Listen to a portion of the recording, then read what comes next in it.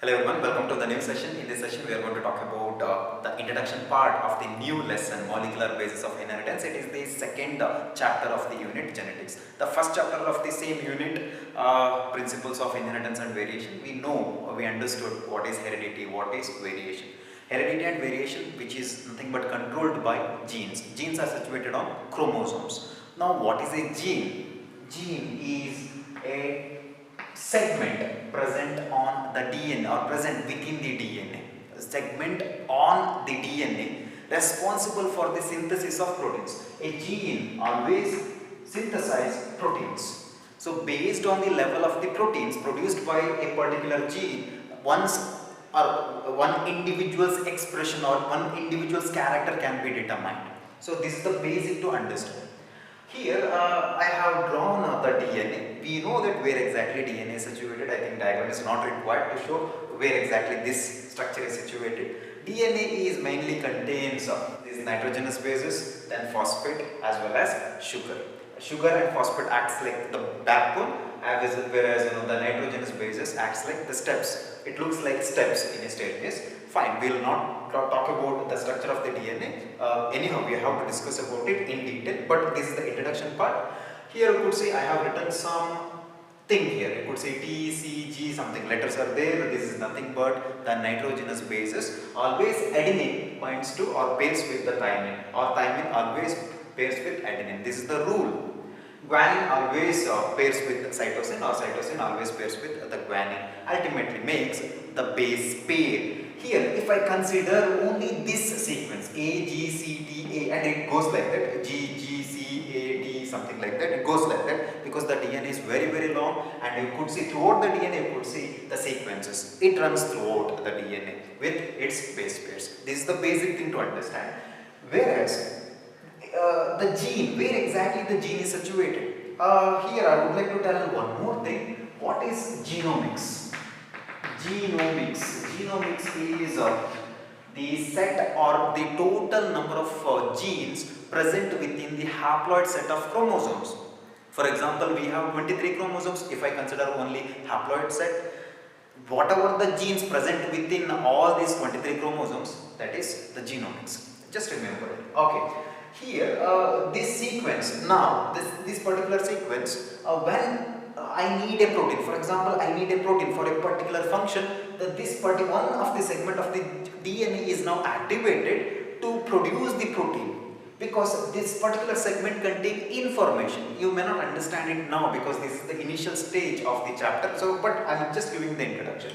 Any one of the segment or sequence, let us assume that this is the sequence which now acts like a gene. Okay, so which now undergoes a process called as transcription, and ultimately mRNA is synthesized, that is messenger RNA. All this process takes place within the nucleus. That's what I have written here, within the nucleus. Okay, so replication, obviously replication is required to double the DNA only when a cell is undergoing cell division, because the DNA should be shared equally in two daughter cells. That is the basic, but we will not talk about it. And once the transcription is done, mRNA is produced within the nucleus. What mRNA has? The mRNA has complementary bases. For example, if A is there, it should be complementary. For example, G is there, so C. For example, C is there, here G, like that. Okay, so always remember that this is RNA.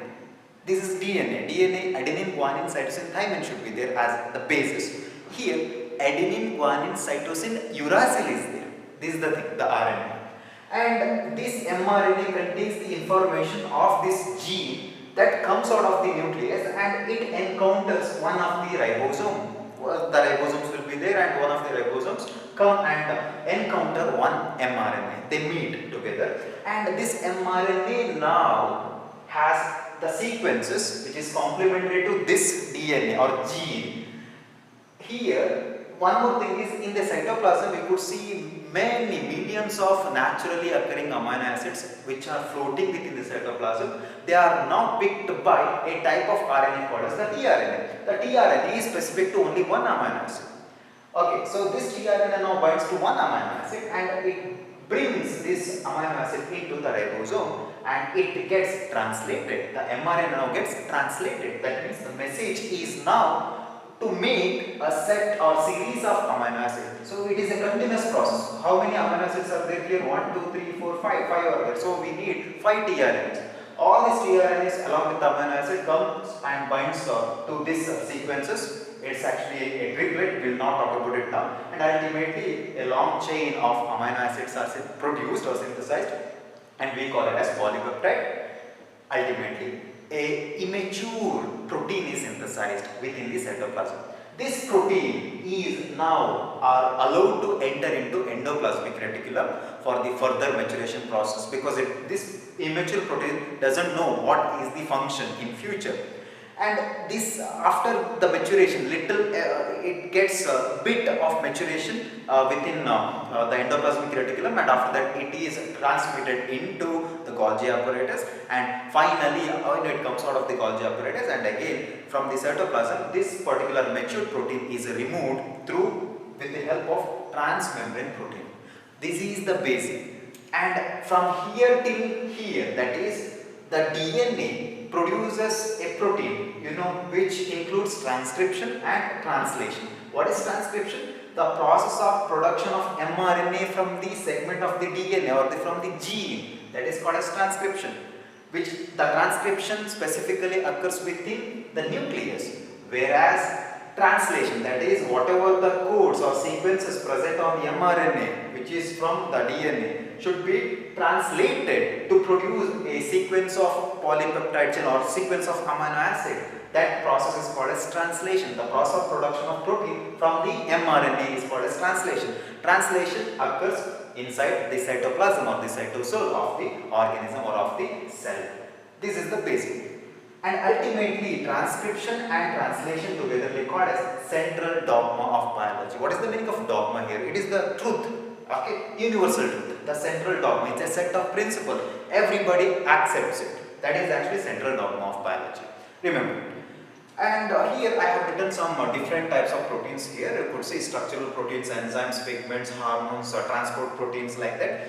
That means we have around 80,000 to 4 lakhs of different proteins. That indicates that there are so many genes. We have around 25,000 to 30,000 genes which is identified so far, which actually codes or which produces 80,000 to 4 lakhs of different types of proteins. They are required for different functions in our body. Particularly, let us say what is common among these. Presence of amino acid. That's it. Because all these different types of proteins, they differ from each other structurally as well as functionally. But the one thing which they have in common, that is amino acids. But the sequence of amino acid may vary, because the sequence mainly because of the DNA, because DNA acts like a blueprint for the synthesis of protein. What type of protein should be synthesized in the cytoplasm is decided by the sequence. That sequence is called as the gene. This is the basics. Okay. And I have written toxins and all this stuff. That is antigen. Toxin, antigen, it is not required, just for your information, because we have already studied the different types of proteins based on its function. You could see there are so many different types of proteins which is present within our body. For example, contractile proteins, last year we have studied actin and myosin.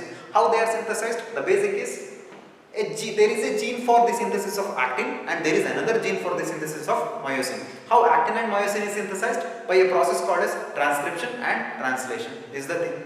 Got it? So this is all about from this session. In the next one we will discuss about the discovery of the genetic material. We know that genetic material is the DNA. Let us learn about it. Hope you understood this.